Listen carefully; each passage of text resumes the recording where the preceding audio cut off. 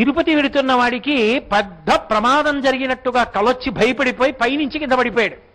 ఒక్కనాటికి కింద పడడం 6 అడుగుల పొడవు ఉన్నాయి ఆయనకి పైనుంచి కింద పడడం కుదరదు, ఎందుకంటే 2 గొలుసులు అడ్డుకుంటాయి ఆయన్ని.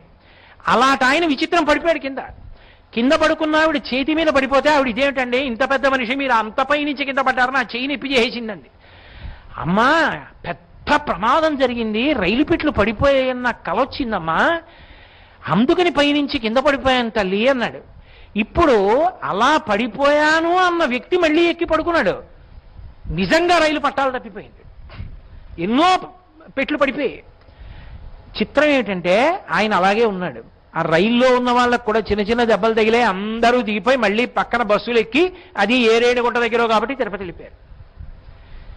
అంటే ఇప్పుడు తాను అనుభవించవలసినది ఒకటి దగ్గరికి వచ్చేస్తుంటే ఆ రైలులో వాడు ఉన్నాడని వాడిని కళ రూపంలో